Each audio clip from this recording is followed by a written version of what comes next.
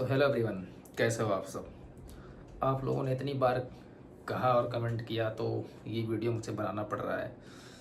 Actually क्या हुआ था कि मैंने इसका सेशन ले लिया था, तो कोई प्लान नहीं था कि मैं इस पर फिर से वीडियो बनाऊंगा, क्योंकि और सारे काम भी रहते हैं मुझे। बट आप लोगों ने इतनी बार बोला तो मैं बना रहा हूँ। तो ये वीडियो दो पार्ट में आएगा। एक पार्ट में मैं वो बताऊँगा जो तरीका मैं यूज करता हूँ, जो प्रिंसिपल्स मैंने खुद जनरेट किए हैं, जो रूल्स मैंने खुद बना रखे हैं सॉल्व करने के लिए कॉम्प्रीहेंशन को। एक पार्ट में वो बताऊँगा। दूसरे पार्ट में मैं 2 से 3 कॉम्प्रीहेंशन सॉल्व करके बताऊँगा मैं उनको यूज कैसे करता हूँ। तो एक पार्ट अभी जा रहा है चैनल पे, एक पार्ट आने वाले 1-2 दिन में आ जाएगा चैनल पे। तो आप लोग इसको देखिए और सोचिए कैसे मैं यूज करता हूँ, या पढ़ते टाइम इनका ध्यान रखिए, है ना। तो शुरू करते हैं। कॉम्प्रीहेंशन को सॉल्व करने का मेरा रूल क्या है, मैं किन चीज़ों को ध्यान रखता हूँ जब मैं इसे सॉल्व कर रहा होता हूँ। तो चैनल आप सब्सक्राइब कर लीजिए अगर नहीं कर रखे हैं तो, क्योंकि ऐसे वीडियोस लगातार आते रहेंगे अभी। तो क्या करना है ना, जब आप कॉम्प्रीहेंशन सॉल्व करते हैं तो केस को पढ़ते हुए ही, जैसे आप केस पढ़ोगे, मतलब शुरू किया पढ़ना, तैसे आपके माइंड में क्लिक करना चाहिए कि ये किस टॉपिक से आया हुआ है। इन्वायरमेंट से है, सोशल इशूज से है, गवर्नेंस से है, टेक्नोलॉजी से है, इंटरनेशनल रिलेशन से है, एथिक्स से जुड़ा हुआ है, मतलब किसी भी टॉपिक से जुड़ा हुआ है, वो तुरंत आप समझो कि किस कॉन्टेक्स्ट में ये केस आया है। ये हो गया पहला। दूसरा, जब आप पढ़ना शुरू करते हो, एब्सोल्यूट लाइन उसमें क्या होते हैं कि मतलब उसने बोल रहा हो ये होता है, ऐसा होगा, सरकार ये कर रही है, विश्व ये कर रहा है, लोग ऐसा कह रहे हैं, समझ रहे हो। इस चीज़ को आपको बड़े ध्यान से पढ़ना है। ये सेंटेंस जहाँ कंप्लीट होगा ना, वहाँ पे लिखा रहेगा, है ना। तो उस पर ध्यान देना है, ये क्या कह रहा है, ऐसा एब्सोल्युटली है क्या, ऐसा कोई अपवाद है। साथ ही जो भी ये लाइन आप पढ़ोगे ना, तो इसका कंक्लूजन निकालते हुए जाना है। जैसे अगर कहे कि जल जो है वो राज्य सूची का विषय है, तो आपके दिमाग में तुरंत आना चाहिए कि जल तो राज्य सूची का विषय है, तो ये किस लिस्ट में आता होगा, संविधान के किस पार्ट में होगा, या ये के सेंट्रल लिस्ट का पार्ट है नहीं, तो सेंट्रल लिस्ट में कौन सा चीज़ है ना। यानी राज्यों के बीच अगर नदी जल विवाद है तो फिर केंद्र का मुद्दा है वो, फिर राज्य का मुद्दा नहीं है। तो ये कंक्लूजन आपको निकाल लेना है तुरंत, है ना। तो आपको तुरंत रियल टाइम कंक्लूजन निकालना है। पहला, किस कॉन्टेक्स्ट में आया है, स्टेटमेंट जो लिखा वो एब्सोल्यूट है या नहीं है ना। या अगर बोले ना कुछ राज्य ऐसा कहते हैं, यानी कुछ ही राज्य कह रहे हैं, सारे राज्य नहीं कह रहे हैं, आपको इस पे जोर दे के बोलना है ना। अधिकांश देशों में ऐसा होता है, तो अधिकांश देशों में यानी सभी देशों में नहीं होता है। तो ये एब्सोल्यूट लाइन नहीं है, इसमें कुछ जगह वो छोड़ रहा है बाहरी चीज़ करने को, बाहरी चीज़ सोचने को, या सब जगह वो नहीं लागू होता जो वो कह रहा है ना। या अधिक मामलों में ऐसा देखा जाता है, तो आपको ध्यान रखना है कि अधिक मामलों में देखा जाता है, सभी मामलों में नहीं देखा जाता है, तो ये एब्सोल्यूट लाइन्स नहीं हुई। लेकिन अगर कहा जाए ना कि सभी विकसित देशों का उद्देश्य ऐसा है कि विकासशील देश भी जलवायु परिवर्तन में अपनी भूमिका निभाएं, तब यहाँ पे सभी विकसित देश वो बोल रहा है, ठीक है। तो आपको इस पे बहुत क्रिटिकल होकर ध्यान देना है कि सभी की बात कर रहे हैं। इंग्लिश में लिखा है ऑल डेवलप्ड कंट्रीज, तो ऑल डेवलप्ड कंट्रीज पे कुछ जोर देना है। फिर यहाँ पे जो वर्ब है, it becomes, it happens, it will be, ऐसा जो जहाँ पे लिखा हो इंग्लिश में ना, आपको उस पर ध्यान देना है कि यार ये एकदम दबा के बोल रहा है, मुझे इसकी बात ये माननी ही माननी है।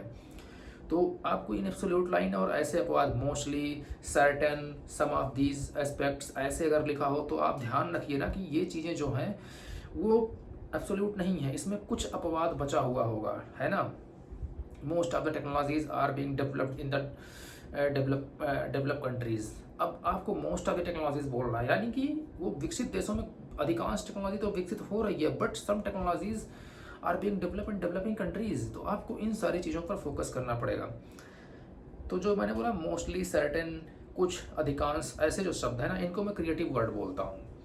ये मैंने खुद बना रखा है, किसी ने मुझे बताया नहीं। मैंने सीसेट का ना कहीं क्लास लिया, ना कोचिंग लिया, ना कॉम्प्रीहेंशन सॉल्विंग का किसी का वीडियो देखा है, बिलीव मी। और मैंने 27 कर दूँ तो 24-25 सही जाते हैं। मैंने 5 बार लगातार प्रीलिम्स निकाला है। पहली बार भी मेरा सीसेट ही अच्छा हुआ था, जीएस में मैं फेल हुआ था। तो मेरे ये रूल्स आप फॉलो करो, बिलीव मी। आपका कॉम्प्रीहेंशन एक्यूरेसी 90% ना हो जाए तो कहना, बस इन रूल्स को आपको वायलेट नहीं करना है। तो जब एब्सोल्यूट लाइन पढ़ोगे, सर्टन, मोस्टली जैसे क्रिएटिव वर्ड्स पढ़ोगे, अधिकांश या कुछ जैसे क्रिएटिव वर्ड पढ़ोगे, उसके बाद आप अपना कंक्लूजन निकालोगे, है ना, मतलब context, absolute line, creative words. अब इन सारे के बेस पे आप एक कंक्लूजन निकालोगे जब वो लाइन पढ़ोगे तब। अब वो कंक्लूजन निकलेगा, वो आपको अपने दिमाग में रखना है, वो आप लिखोगे नहीं कहीं, रियल टाइम में ये करना है आपको, है ना। इसके अलावा जब आप सेंटेंस कोई पढ़ोगे तो उसका अदर डायमेंशन क्या हो सकता है, जैसे कुछ राज्यों में या कुछ देशों में, अधिकांश विकसित देश, तो इसका जो दूसरा डायमेंशन ये हुआ ना कि अधिकांश विकसित देश कह रहा है, यानी कुछ देश जो है बाकी ना बाहरी हैं, वो उसमें नहीं लागू होते, या उस पर नहीं एब्सोल्यूट है, वो उस पर नहीं लागू हो रहा। अधिकांश राज्यों में या कुछ राज्यों में बोल रहा है, यानी सारे राज्यों के बारे में ऐसा नहीं बोल रहा है। मोस्ट ऑफ द केसेस बोल रहा है, यानी सभी केसेस में ऐसा नहीं बोल रहा है। समझ रहे हो आप। तो आपको ध्यान रखना है ना कि ये अदर डायमेंशन हो गया जो उसमें नहीं लिखा है, लेकिन आपको तुरंत निकाल लेना है। वहाँ पे पढ़ते ही ध्यान में रखना है कि ये चीज़ बोल रहा है लेकिन लिखा हुआ नहीं है वो, है ना। तो ये चीज़ आपको तुरंत कंक्लूजन पे पहुंच जाना है अपने हिसाब से। उसके बाद में कहना एक और चीज़ है कि आपको जो वर्ब पढ़ेंगे, ठीक है, तो आपको ध्यान रखना है कि उस पर जोर देना है, ठीक है। वो लास्ट पे it becomes, it will be, it happens, जहाँ भी ये लिखा हो इस पर जोर देना है। इट विल नॉट बी, है ना, इस पर आपको प्रेशराइज करना है, अपने आप को एकदम माइंड पे प्रेशर करना है कि भाई ऐसा बोल रहा है ये, एकदम मान लेना है इसको। इसके साथ ही ऐसे होगा, सकता है, होता है, करता है, जाता है, गया था, नहीं किया था, ये सारी चीज़ें ना एब्सोल्युटली बोल रहा है वो ऐसा।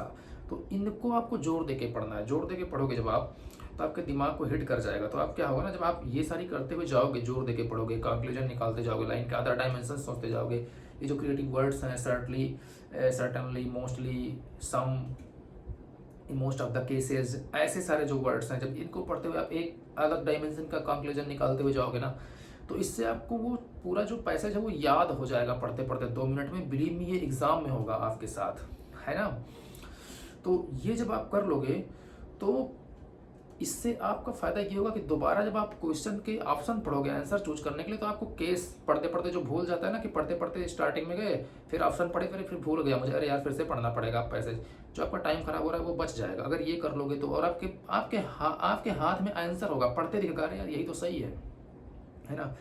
इसके साथ ही ना जब आप वो पढ़ो पैसेज को, तो उसमें बहुत सारे टर्म्स आते हैं, तो टर्म्स का मतलब जानना है आपको। एक्वाफर्स क्या होते हैं, कहाँ पाए जाते हैं, है ना। या फिर ऑब्जेक्टिविटी क्या होती है, इसका मतलब क्या, ये कौन कौन से डायमेंशन में मतलब जुड़ा हुआ है। ऐसे सारे जो वर्ड्स आते हैं वो आपको टर्म के मतलब समझने पड़ेंगे। जैसे ऑब्जेक्टिविटी के बहुत सारे डायमेंशन है, rationality, data based policy making, futuristic policy making, avoiding negative effects, ये सारी चीज़ें एक टर्म का मतलब है ऑब्जेक्टिविटी का।